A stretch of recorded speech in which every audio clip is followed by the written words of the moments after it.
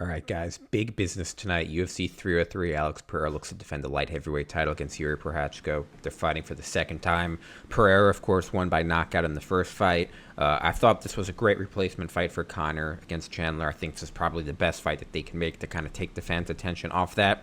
So let me just get into, I guess, first my analysis of the card, and then I'll get into my picks. Very, very close card gambling wise. Almost all the fights in the main card are, not pick'ems, but very close.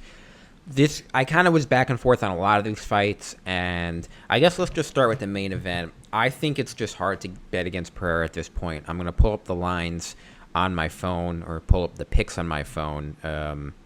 Starting with this fight, I really have four ways to bet this fight. They're all, some of them are neutral, some of them are more towards Pereira winning. As much as I love Yuri, it's hard for me to kind of see him winning this fight unless he takes it to the grappling, which I don't think he will. And if they're not going to grapple, it turns into a kickboxing fight, and I don't know how you can bet against Pereira in a kickboxing match. He's just a much better kickboxer. So, how do we bet this fight? You can bet Pereira straight up minus 150, not take any chances. I think that's a pretty good bet. I think it's a pretty safe bet. I like that. You could also get a little bit more aggressive, bet him plus 105, get plus money on the KO. He's got 5 rounds to do it. I think that's actually a little bit of a better bet because obviously I don't think he'll win by sub, and I don't think this is going to go all 5 rounds. So I would say plus 105 is probably the best bet.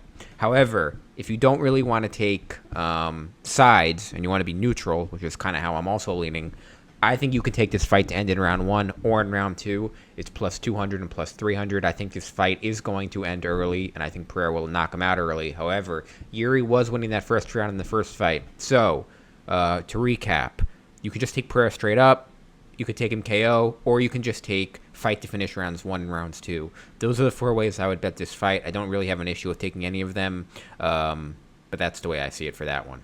Getting into the co-main event, I love Diego Lopes in this fight. He's a little bit lesser known for more casual fans, but he is a great fighter. He fought Evelev on his debut on short notice, and he basically took him to the limit. I might even thought he won that fight, but he lost a close fight. He knocked out Sadiq Youssef, who's a very good fighter, and I think Ortega's a great fight for him because I think he'll be able to piece up Ortega on the feet, who's not a bad boxer, but it's not his strong suit. And I don't think Ortega's just going to be able to go to grappling because Lopes is very strong there. So I'm just going to take a straight minus 150 bet for Lopes. I'm good with it. I'm not going to get fancy, kind of pick decision. Just take the minus 150, take it, and move on. I like it a lot. The fight that I guess is going a little bit under the radar, Anthony Smith against Roman Dolezaj. This originally was Jamal Hill against Khalil Roundtree, and then it turned into Khalil Roundtree against Anthony Smith, I believe, and then it turned into Anthony Smith versus Carlos Olberg, and now it's turned into Anthony Smith versus Roman Dolezaj. I like Anthony Smith in this fight. He's fighting well. Plus 115, you're getting a slight plus odds, but he's just way more tested than Dolezaj, who I kind of feel like is a little bit overrated, and he's coming in on short notice, even more short notice than Anthony Smith. And I know Anthony Smith is really, really motivated to win this fight because he wants to get that Pereira fight, as delusional as it sounds. So I like Anthony Smith here, plus 115, just straight up, nothing fancy.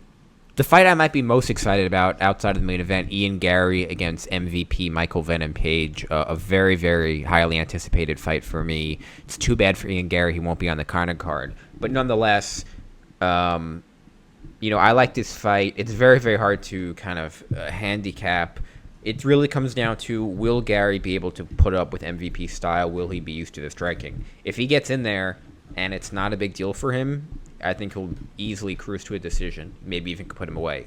However, there's a big chance that Gary goes in there and just can't handle MVP speed or striking, and you'll be able to tell right away. If that happens, I think MVP could potentially knock him out. Gary has been dropped before. I think his chin is suspect. I'm not saying it's bad, but it's suspect. However, I think they're going to dance around and not...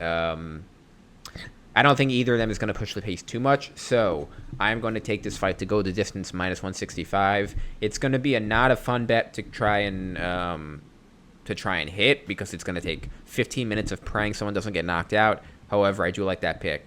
If you want to get a little bit more aggressive, I think taking MVP by knockout plus 450 is a possible bet. I think Gary's chin is suspect, and MVP I think is just a much more high-level striker. So those are my picks for the card. I don't have any picks for the women's fight because they always lose. It's not even that.